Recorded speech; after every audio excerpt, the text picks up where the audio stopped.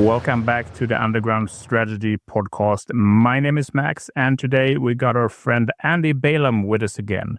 He's a former Rhodesian Selous Scout and the author of Skusapo, among other books. Andy, it's great to have you back on the show. How are things?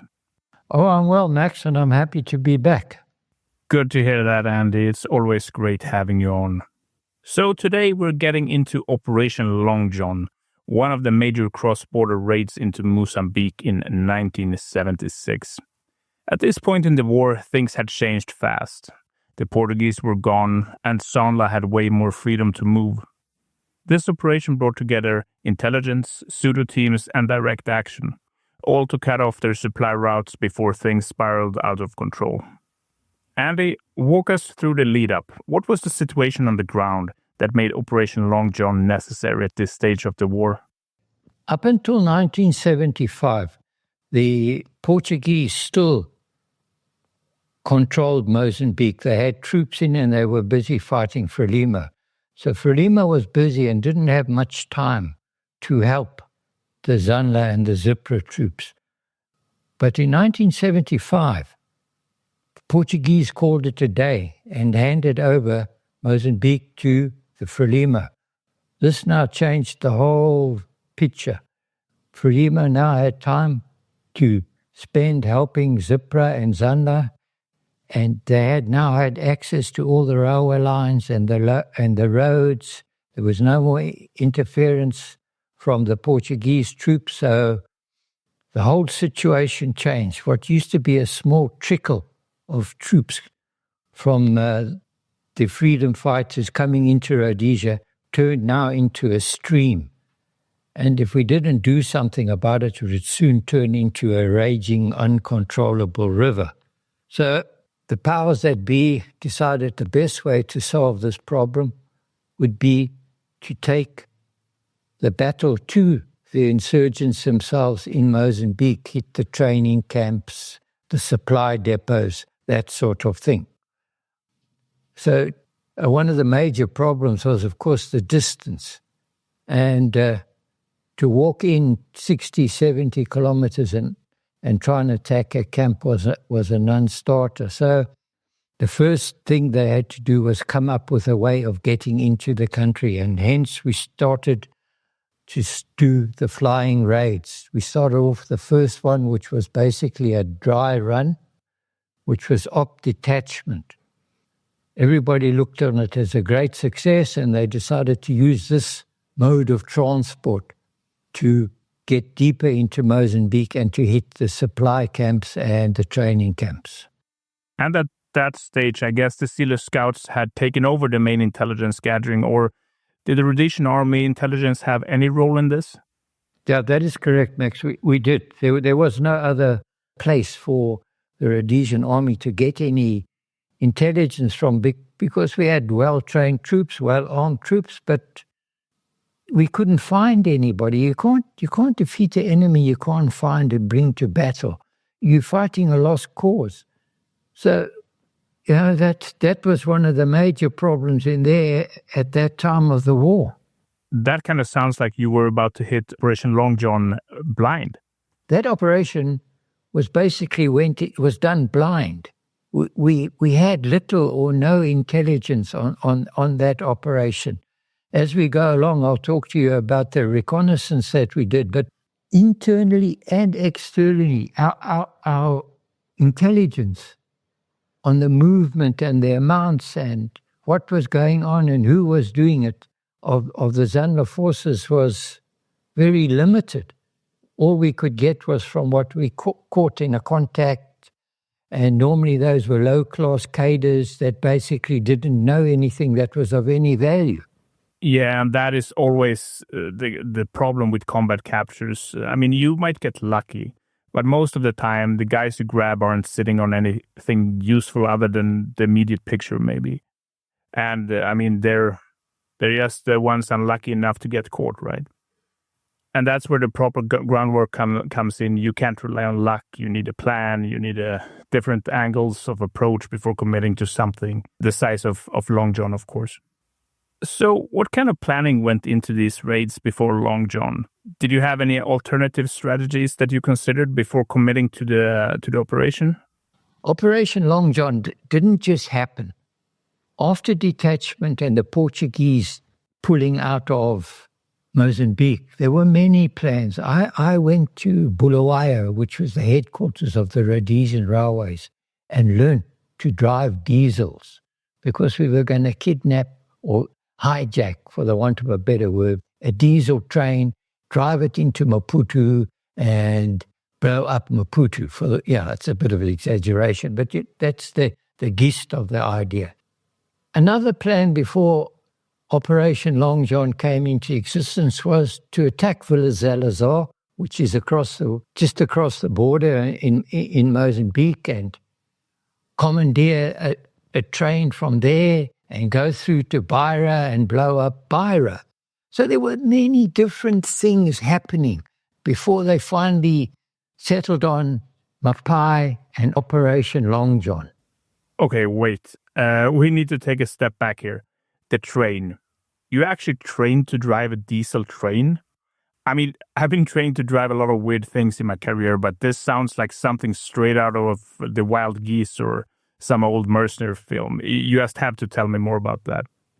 Yeah, it was like when the Portuguese left, I'm sure they were expecting it in the upper echelons of the government and the army, but it was like a bit of a shock. It was now, all of a sudden, everybody had these wild and wonderful plans of commandeering trains and going into Maputo and Beira and blowing up the docks and the railway works and to slow down the resupply to ZANLA.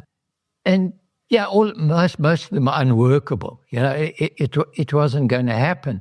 But I don't know if these plans were born out of desperation or what, but none of them seemed to be viable. There was no thought put into it. I mean, I went to Bulawayo for a week learning to drive diesel trains, only to come back to be told, no, that's cancelled. We're doing something else now. So just to form a clear picture, was this more of a throw everything at the wall situation, or were these plans actually taken seriously at some level? I mean, a train hijacking isn't exactly a small operation. It must have at least made it past the idea stage before getting scrapped. And beyond just logistics, how much of this was shaped by the political situation at the time? Was there pressure to keep operations quiet, or was there room to push bigger plans forward? Yeah, for different reasons. I think mainly it was a very big political thing. Even everything we did, we had to be so careful. If we did anything in Mozambique, that we didn't leave any signs or anything like that because of the political ramifications. Plus South Africa sitting on our back, they were prepared to supply the arms and weapons and that, but they also too weren't too keen on us going into Mozambique. They wanted everything to be kept hush-hush. So in the end, we had to do something. We couldn't let the build-up in Mozambique continue unabated. They were pouring in, and the army was too small to handle it. We had to try and stop it at the source. Otherwise, we were going to lose hands down and real quick. And one of the sources was Mapai, which was used by ZANLA as a major resupply base into Rhodesia. The whole of the western border of Rhodesia was Mozambique. So there was no ways we could patrol that. So we concentrated on what we thought or what we knew were the main supply routes. And one of the ones that keep popping up was Mapai. Mapai wasn't only visited once by the Rhodesian forces, was visited 3 times. And each time we didn't have much luck. We suffered casualties. But this was the first one. We knew nothing about it apart from an air photograph, and that was it. The only other information they had was a guy, a liaison officer, that used to ride between Mapai and Villa Salazar every evening, just coordinating the workings between Frelimo and ZANLA. Aim of the recce was to snatch this guy. When he was on his nightly trip, stop him, grab him, bring him back to Rhodesia and get the required information that we needed to have something to work on before we went in on Op Long John. Right. So Mapai wasn't just another supply route. It was actually a hardened target, a key resupply base that the Rhodesian army already hit multiple times without much success. And from what you're saying, it came with a hefty price tag. So with an operation like this, we know the pseudo teams played a critical role. Were there any adjustments made for this mission, or was it a standard infiltration? There was no special requirements. The guys all of those guys had good backgrounds in the knowledge of who was who and what was going on. All they had to do was basically answer a couple of questions when they stopped the guy in the Land Rover, and then the rest, myself and another white guy, would take over from there. Okay, so everything is prepped and ready, and soon enough, you and Yanni Nell are going to cross the border on a mission to gather intel before the main raid. Can you take us through what happened when you crossed? What kind of resistance did you face, and how did everything play out? On the 23rd of June, 1976, myself, Yanni Nell, and two AS Selous Scouts crossed into Mozambique. The crossing was easy. Border was a mere rusty barbed wire fence. Our task, our mission, was to snatch a gentleman, for the want of a better word, who was the liaison officer between ZANLA and Frelimo forces in the area. Every evening, round about 10, 11 o'clock at night, we weren't too sure of the time, this guy would drive from Mapai down the road to Villa Salazar, to where the main Frelimo base was, and confer with the Frelimo if there were any restrictions or anything else he has to pass on to the ZANLA insurgents. He provided the only hope we had of getting any intelligence about what was going on in Mapai. We had an aircraft photograph and a couple of fly-by-night information given to us by the security branch. After several hours of fighting our way through the bush, after much swearing, shouting, and carrying on, we eventually arrived at a small track that, according to the maps, would now lead us to the main road connecting Villa Salazar and Mapai, the same road in which the liaison officer traveled every night. Morale was high. Everything, apart from the thick bush and the shouting and screaming, was going according to plan. There was one bad thing that we could see at this stage, was the track that we were following headed straight for Villa Salazar. But it was 10, 11 o'clock at night, so we decided, okay, we'll take a chance. Maybe these guys will all be asleep. Villa Salazar was a strange place. It was one of the few places, I think, in the whole of Mozambique at that stage that still had street lights. And the closer we got, the brighter it seemed to get. Eventually, we arrived at the junction. We were now standing in Villa Salazar. It was scary. I don't know how we weren't seen. How come no alarm was given? How Frelimo didn't attack us, fire at us, do something? But nothing happened. So we carried on up the road, looking for a suitable place to conduct our snatch. Eventually we came across a large ditch or hole in the road leading from Mapai to Villa Salazar. We decided that this would be an ideal place to do the snatch, as the guy, regardless of whether he stopped or not, would have to slow down to get through that ditch, which would give us opportunity to snatch him and take over the Land Rover. Moving off to the side of the road into some thick bush, we started a long way. The crossing through the bush and it caused us to sweat profusely, especially the white guys. We were blackened up, wearing double sets of clothing, and sweated great amounts of water and booze. Standing there under the trees, it was June, it was freezing cold in Mozambique, it was winter. Slowly but surely, the sweat turned into freezing cold water. And it was like standing in a deep freeze. To try and overcome this coldness, we started to do a little bit of arm waving, leg moving, marking time on the spot, trying to keep warm. The night seemed to be endless. Nothing seemed to be happening. We seemed to be like in a stuck time zone. As I stood there doing my thing to keep warm, I just hoped that this snatch would turn out better than the last snatch I did. The last one was a disaster. In the end, we ended up having to bayonet the guy to death because he put up such a fight. I just hope that this one would turn out better.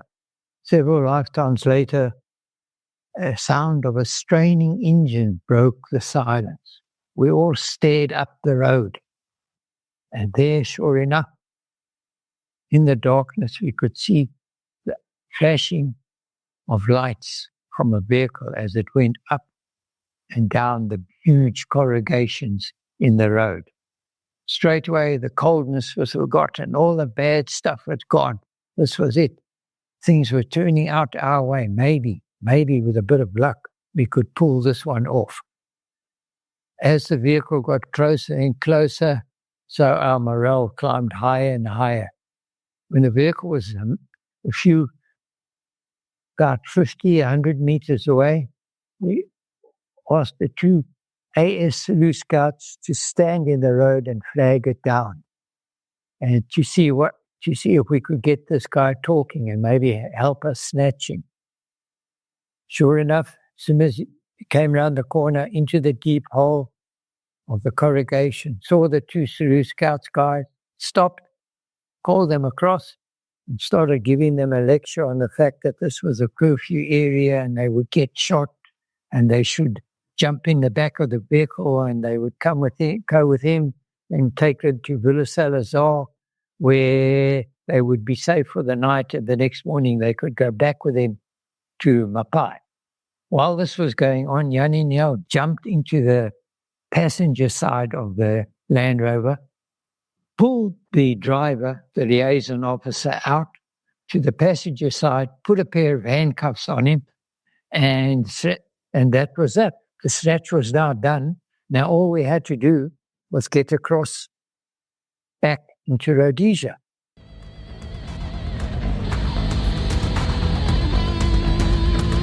Time for a tactical reload. If you're enjoying this, leave a review on your platform. YouTube crew, hit subscribe to support the mission. Let's roll.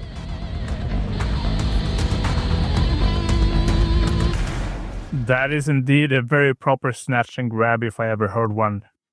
You got the high stakes and everything riding on the timing, and you have limited intelligence, and just standing out in the freezing cold and knowing that the whole thing can go sideways in seconds at any second. It is always a strange balance, isn't it?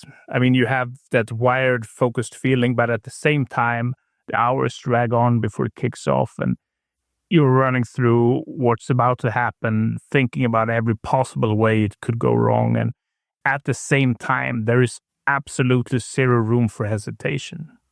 So, once you had this guy, how did the exfil play out? Was it a straight run back to Rhodesia, or did things get complicated as they have a tendency to do in this business? There we were. Now, morale's high. We were the answer to the problem. There's nothing we couldn't handle. So, with the AS driving, the passenger come liaison officer sitting next to him, with myself and Yanni Nell and the other AS Selous Scout guy in the back, we took off down the road heading for Villa Salazar and the road that would turn to the right and take us back to Rhodesia. As we approached the turning to the right, the driver slowed down as per normal.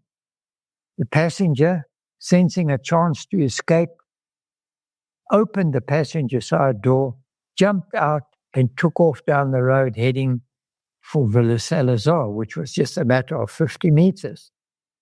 We stared. We didn't know what to say. We didn't know what to do. We were dumbfounded. All our thoughts of glory was disappearing down the road with the handcuffs. And the liaison officer, the first to recover was Yanni Nel. Firing a couple of shots, he managed to hit and kill the liaison officer. This was a double-edged weapon, double-sided weapon. He wasn't be able to tell everybody what was going on and that we were there in the area and Frelimo wouldn't come out looking for us. The same token, we had also lost our only supply of information on Mapai. It was like an unwin situation. All we could do now was just hope that Frelimo doesn't get waken up by the gunfire and jump on the Land Rover and carry on back to Rhodesia, which we duly did. We carried on. No hassles from Frelimo in Villa Salazar. The street lights were still on. No voices, no shouting. And we went down the road, found the place that we thought would be convenient easily to get back to Rhodesia, turned off with the Land Rover and made our way back. The next morning we were back in Rhodesia. Did we gain anything? No. Did we lose anything? Maybe we alerted the terrorists or the insurgents in Frelimo to the fact that something was about to happen in the area. And that was that. And we proceeded back to our base. Well, at least we can say that Yanni Nel was definitely reliable under pressure. I mean, a shot like that at night, clean, you have to have a bit of ice in your stomach to pull that off. Yeah. At least it was at night as well. But mind you, it was also under the street lights. So there you go. You mentioned that there were no immediate consequences. Did this leave any lasting impact, or did both sides just move on like nothing happened? It didn't seem to affect them in either way. We came in a couple of days later on the raid. On the same road, there was no landmines, there was no ambushes, there was nothing to indicate that they connected the death of that liaison officer and the theft of the vehicle to a Rhodesian presence, a Rhodesian army presence, and the fact that something was imminent, something was going to happen in the area. Everything, as far as I could see, went back to normal. On the Rhodesian side, we were back to square one. We knew nothing, but we were going to do it anyway. So a couple of nights later, we crossed back into Mozambique on the same road, same time, going to Mapai. We went right past Villa Salazar again, street lights, no problem. And off we went. So us, it didn't affect, and it didn't appear like it affected Frelimo or ZANLA in any way. So that snatch and grab gave you a look at the area, but was that the only reconnaissance mission before the operation, or did you have to go back in for more before you committed fully to the raid? This was the only recce that was done on Mapai. That was it. There was no other recce done. Now, taking from what we gathered, which was nothing, we then went back, got ourselves in order, and proceeded in to do the attack on Mapai. It was an attack mainly to gain information, to disrupt the supply lines. But we were going in blind. We didn't have any information. We were going blind. And it was the first sort of real live raid, you could say, because the first one, detachment, that we did, that was just a dry run. You know what I mean? It was just a matter of riding around. There was no raid envisioned. It was just a ride in and a ride out to see if it was feasible, if it could be done. Now, this was going to be the real McCoy, and we had no int, and so we were going in blind. As we go along, you'll see how it all plays out. But that was the only recce. And the Rhodesian security forces went in and out of there, sometimes with South African help, sometimes without, on numerous occasions. And each time, the result left a lot to be desired. Right. So just to sum it up, after the recce, you're going in knowing that you don't have much to work with. No confirmed intel, just whatever you saw on the ground. That is a different kind of pressure. How did you personally process that? Was it just confidence in the unit, or was there ever a moment when you thought this could actually go south real quick? At that stage, but probably, basically, far as I was concerned, it had little or no effect on what I felt. Did I feel more vulnerable or safer? Or I felt more vulnerable, yeah, but at the same time, in the Rhodesian army at that stage, there was this feeling of like nothing was impossible. We could do anything. We could handle anything. So maybe, a bit of stupidity, a bit of blasé pushed in there. All things are easily done. I don't know, but I didn't feel that it was impossible or that we would suffer any consequences as such. And speaking to the other guys that I worked with, everybody screamed, no, well, that's fine. Let's go for it. And let's see what happens. Because that night, the 23rd, the 24th of the morning, that was my birthday. And here I was in Mozambique, running around trying to snatch a liaison officer. So, I don't know, I don't know, when I look back sometimes at this, I think it was like nothing seemed to register, in fact, of how serious the situation was. It was like, oh, whatever comes, we can handle it type situation. But like you said, which sometimes is a good thing and sometimes is a bad thing. Well, that's one hell of a way to spend your birthday. I mean, I can't imagine it. I've been there myself, but still, not exactly cake and candles. No, tell me about it. Yeah, there you go. So once you had that formal go of the operation, you knew that this was going to be a full-force disruption mission. What were your main priorities when going in? Yeah, they've decided in the end, with little or no, that we're going to go ahead and we're going to go there and we're going to try and disrupt the supply line, remove what we can paper-wise, ammunition-wise, and cause as much damage as we can to the Frelimo and the ZANLA. And that was the mission. We were doing it without air support.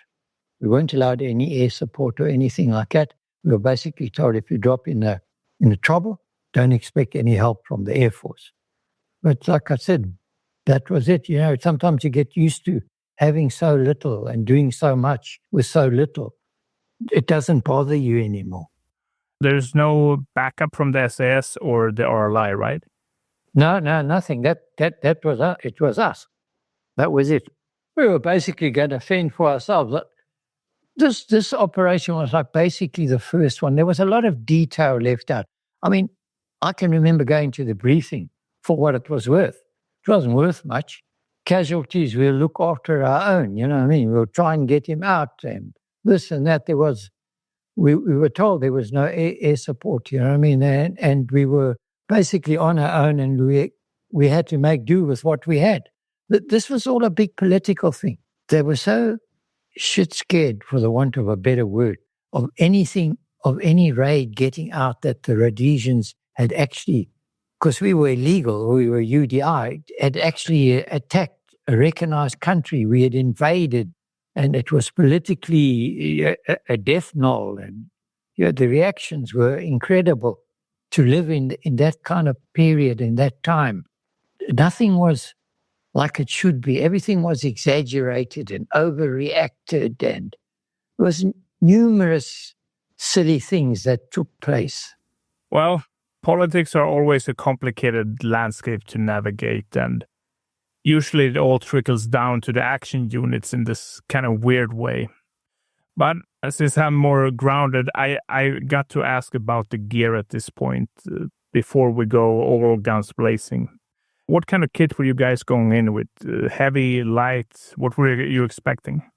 I know the recce, I did my normal, my two trousers, a T-shirt, 2 shirts, and my lucky green jacket with my AK and my 5 rounds of 5 magazines. That was it. And my fatties, my veldskoens, my shoes. We all dressed more or less the same, all dressed, because you didn't know who you were going to meet. So, close up, you needed to be able to handle close up. Even though you didn't talk, you still had to try and look the part. Right, but I just got to ask, what was it about that green jacket? I mean, why was that the lucky one? That jacket, in my spare time, as it were, when I wasn't on the raids, I still did pseudo operations, with my troop internally. And every time I had this jacket on, we seemed to locate tours and manage to call in the fire force, get kills, and depending on the amount of kills you got, that was how much bonus you got from SB, who was supplied the money from the South Africans. So every time I wore this jacket, we seemed to locate tours, call in the fire force, tours got killed, we got paid, everybody was happy. It was my lucky jacket. Well, if it works, why mess with it, right? I wouldn't swap out my lucky jacket either. Yeah, it is. You better believe it. Yeah, no, true. All right, so let's get back into the Long John operation. I know it's a lot of information, but could you walk us through the raid as good as you can and tell us a bit how it played out once you crossed the border into Mozambique? Yeah, surely. Right, we crossed more or less in the same area where we crossed for the recce, just a few kilometers down the road from Villa Salazar. We used an old cut line. The cut line is like a road made through the bush. It was made by the Portuguese. They divided all that area into huge blocks to lease out to mines for prospecting. And these cut lines were used many a times going into Mozambique. They were all over the place, and they weren't in bad nick, and they were quite usable. So we crossed on one of those cut lines, hooked up on basically the same path, little narrow dirt road that we used on the recce to go to the main road and go into Maputo. So we crossed over, I can't remember what time, along a cut line, hooked up on that one little road that we used on the recce, went along that, joined the main road between Villa Salazar and Maputo, and headed for Maputo. All this was done coolly, casually. There was no flapping. There was nothing. It was like, hey, we do this every day. So here we go. We're into Mozambique now, and we're going up the road. The roads are atrocious. It's freezing cold.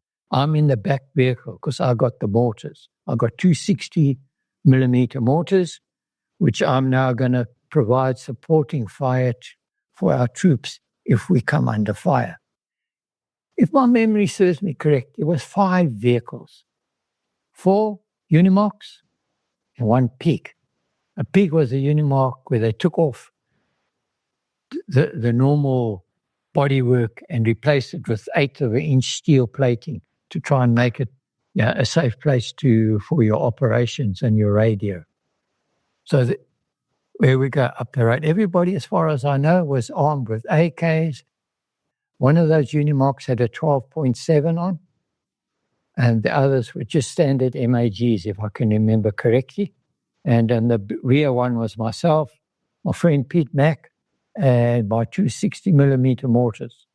Like I said earlier, we were to provide the supporting fire if needed. So off we went. It was slow. It was freezing cold. I was sitting in the back in the dust, bitching, complaining. But it keeps your mind off. That's why army guys complain, because it keeps their mind off the problem, what they're facing. It just keeps them going. Eventually, the whole column came to a stop, and I assumed now we did know there was a boom. So I assumed now we had arrived at the boom was down, and now we're waiting for the guy to open it. Sure enough, a couple of minutes later, boom was up, and off we went. A few meters up the road, turned right, and there in the lightning sky, we could see the outline of Villa Salazar, of Maputo. We hadn't done any rehearsals of where each vehicle was supposed to go, where I was supposed to put the mortars or what. We had a a picture, air picture, and a rough idea of where everything was. So we sort of ended up in a sort of extended line facing Mapai. In front of us was the headquarter building, the one that had the most interest for us, because that was obviously where all the paperwork would be, the hierarchy guys, where all the ammunition and all that would be in there. Then on the right-hand side, as you looked at it, was a string of stores, shops. It was my job and Pete Mack's job. We were to clear the shops, and we had made ourselves a couple of petrol bombs, which we were then going to throw onto the buildings and burn them down. A little bit to the right of the shops and further back was the workshop. The workshop was also one of our main targets, but from what we heard, that there was lots of vehicles, buses, etc., that were being used by the ZANLA to transport their troops and supplies backwards and forwards. And that was about the whole picture in front of us. As I stood there and I looked, and I thought to myself, hey, we are so lucky. 5 or 6 meters in front of me was a line of trenches. You can see they were recently dug, they were recently occupied. But that particular day, they weren't. If they had been, who knows? Maybe there wouldn't have been an op long john. That is one hell of a close call. I mean, if those trenches had been manned, you were not just walking into firefight, you were actually walking into kill zone. So do you have an idea why they were empty? Yeah, to go back to the intelligence now, that night was a big Frelimo holiday. So everybody that night had gone into the villages to have a hoo-ah and whatever it was that they had. That is why the trenches were unoccupied. If we'd come a day earlier or a day later, we would have found those trenches occupied. And like I said, then we would have had a different story on our hands. But anyway, luck was on our side, and we all took off to do our different tasks. Like I said, mine was with Pete back to we're going to go and check the stores, see if there's any ammunition, stuff, supplies, whatever. If there weren't, we were going to burn them down with our petrol bombs. Hit the stores, there was nothing going on. They were empty, they were deserted. There was nothing in there. So we decided, right, we'll set them on fire with the petrol bombs. Unfortunately, petrol bomb making isn't one of my strong points. So it was a bit of a failure. We ended up breaking the bottles, and lucky for us, we had matches and we lit the petrol bombs with matches. Now, while all this was going on, I try and get across to the people that are listening. It was like a holiday atmosphere, you understand? We came there expecting bullets, blood, snot, trauma, all sorts of things, noise. Oof.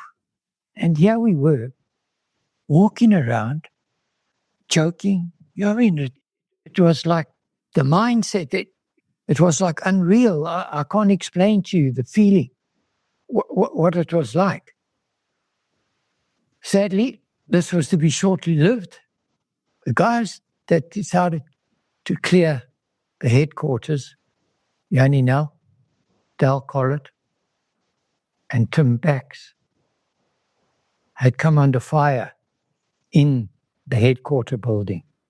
Myself and Pete Mack, we were inside doing a store. We ran out, we took cover behind that little wall by the stores, and we looked at the headquarters. At the bottom of the stairs, we could see a guy lying there by the long black hair and the thick beard and the big structure. Could only be Yanni Nell. That was the first casualty, Yanni Nell.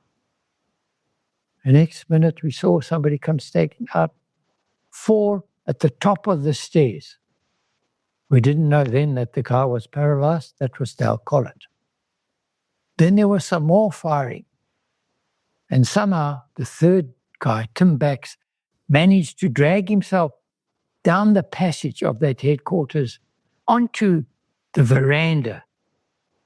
The veranda was, I don't know, maybe 8-10 feet high off the ground. Lying there, badly shot up in the legs, was Tim Bax. The bravery and the of that man is amazing. That changed everything in an instant. I mean, you go from what feels like a controlled operation to losing Jan in Nell and then taking casualties in just a matter of seconds.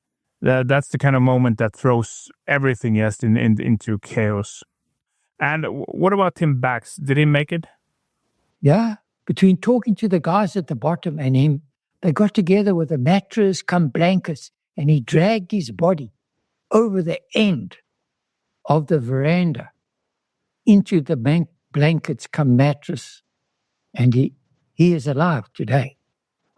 That to me is amazing. I mean, that's just unreal. Tim Bax is shot up, dragging himself down the passage over that veranda.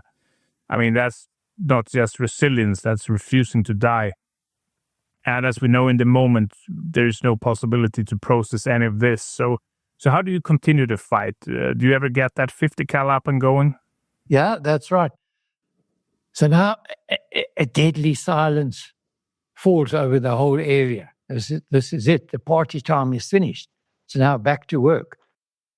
So we had the 12,7 and the machine gun on the 12,7.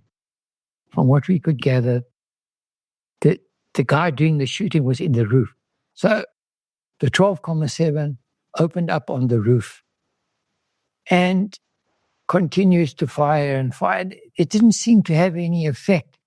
My mind is a little bit fuzzy at this stage. I can't remember if there was any return fire to that 12,7 machine gun's fire. But in the end, everything seemed to be at a stalemate. We got the casualties. We got to get them out. That's it. To hell with the no air support.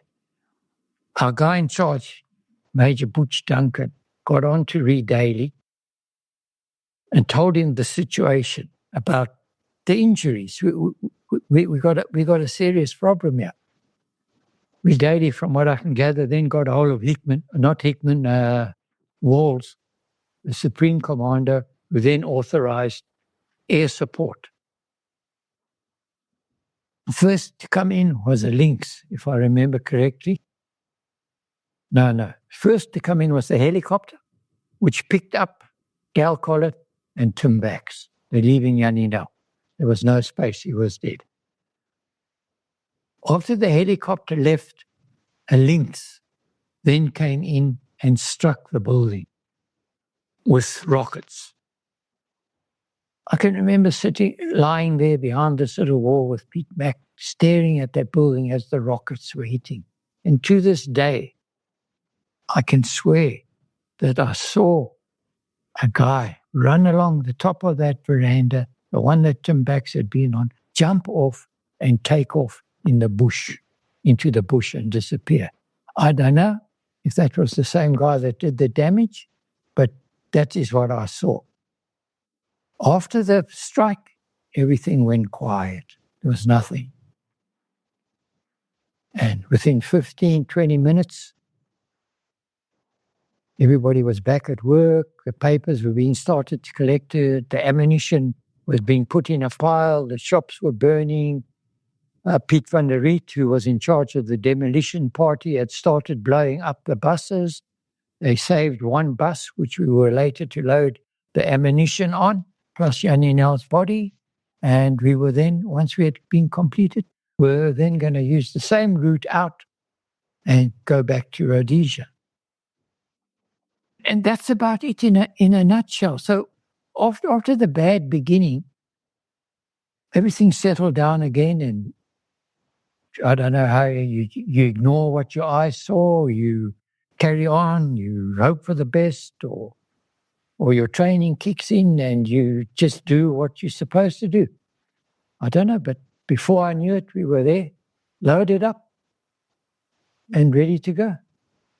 Down the road we went, the Unimarks and the pig in front, the bus, and off we went back to Rhodesia, down the same road, down the same cut line, back into Rhodesia. That bus was to serve many purposes. We took it back to Scouts Camp, used it to take the Tour's wives into town, used it as a school bus, all sorts of things. So that was one plus coming out of that. And people ask me today, what do I think? I don't know. All I can say is to go in blind like that is going to cost you somewhere along the line. You're not going to get away with it scot-free. We were lucky in one way, like I said, that we were lucky to go in on the day of the Frelimo holiday when nobody was there. But we were also unlucky that we didn't have air support. There's a whole lot of pros and cons. I don't know. I think personally that we didn't achieve what we were meant to achieve. And I had a look at some of the figures on some of these other podcast places or whatever you want to call them, and 37 Frelimo and this and that were killed. And I didn't see any. And there was 55 of us, I think at 15, 20 at tops. And there were 8 vehicles, and there was this, and there was that. I don't know where all this information comes from and how it got onto the websites. But the bottom line is that as far as I know, as far as I'm concerned, I figured that the operation was not successful. We didn't get what we wanted, and we lost 3 of the best fighting men that we had in the army. I mean, for Jannie Nel to go back like he did, I understand about the air support and all the rest of it, but for Jannie Nel to go back in a bus. Also, I thought was a bit uncalled for, but I didn't call the shots. I was just there. I was just working. Yeah, losing men like that and then having to load them onto a bus or something like that to go home, that is something that hits you hard. I mean, I get the logistics of it, but after everything, it must have felt off in a way. Like it didn't match the weight of what just happened. So, looking back at the whole thing, how long do you think it took from start to finish? It is one thing to plan a raid, but in the moment, time must have felt completely different. I don't know. I'd say about maybe 2-3 hours. Because when we went back, the sun was up, was about maybe 10 o'clock, so I'd say about 3 hours. And to tell you the honest truth, on the way back, I was expecting a Frelimo ambush at least. Never mind the odd landmine. Because the length of time we had taken and the condition of the road was so bad, to cover that 60 kilometers take you another hour and a bit. So generally speaking, I really thought that we were going to be ambushed or the road was going to be mined. That Frelimo or ZANLA or somebody was going to put up some form of resistance. But that was one of the pluses that came out of it. We managed to get in and out without any problems. Andy, this was one hell of an operation and a hell of a detailed account from you. And before we wrap up, you have written several books, Bush Operator and Skusapo. Maybe you want to mention them quickly for anyone who wants to dive deeper into your experiences. Thanks, Max, I would. In my first book, Bushfire Operator, that is where this operation is covered in more detail, Operation Long John. I write it as I remember it. I don't make up stories or look what other people said. That book is a very good book. My writing style is a bit but it's a very good book. My second book, The Further Operations of a Bushfire Operator, is just a continuation of that. The first book was more all the attention-grabbing operations and that. The second book is more of the laid-back operations that took place. Still important, but not headline-catching, if you know what I mean. And the third book, Skusapo, which to me is a book in a class of its own. There is no other book out there that details the actual contribution made by the African soldiers to the Rhodesian war effort, and especially to Selous Scouts. No African soldiers, no Selous Scouts. They were the backbone of that unit. They were not the guys riding in the back of the trucks into Mozambique, blowing up this and shooting up that. These were the guys living by their brains, internally, surviving and dying by what they said and how they said it. So thanks very much, Max. And I think all 3 books are worth reading. Well, I couldn't agree more. Since we last spoke, I've read all 3 books, and I can honestly say I highly, highly recommend them. They are raw, unfiltered, and incredibly gripping. And as a veteran myself, I really appreciate that style of writing, because it puts you right into the experience and the action and the grit of it. How about any current projects? Are you working on anything at the moment? I'm dabbling in an adventure story. You know what I mean? It's not a war story. It's a bit of everything, a bit of this, a bit of human trafficking, a bit of drug running, a bit of this, a bit of this. Yeah, but revolving around the Frelimo and those sort of guys, their sort of take in Mozambique, what Mozambique has turned out to be. Andy, this has been fantastic. I really appreciate you sharing your story and your experiences and your books, and now your upcoming work. It is all incredibly valuable. There's a depth to the stories that people rarely get to hear, and I know our listeners are going to appreciate that. We've had a lot of requests for you to come back, so hopefully we can do this again soon. There is so much more to talk about, other operations, lessons from that time, and of course more about life in Rhodesia. I know for sure people will want to hear that. And to all our listeners, I hope you really enjoyed this episode. We'll put links to Andy's books in the show notes, of course, so make sure to check them out if you want to dive deeper into his experiences. Thank you for listening, and we will see you again next week. Bye-bye. Goodbye, Max. Thanks very much for inviting me, and I look forward to talking to you again on future operations. Thank you very much. Cheers. Have a good one.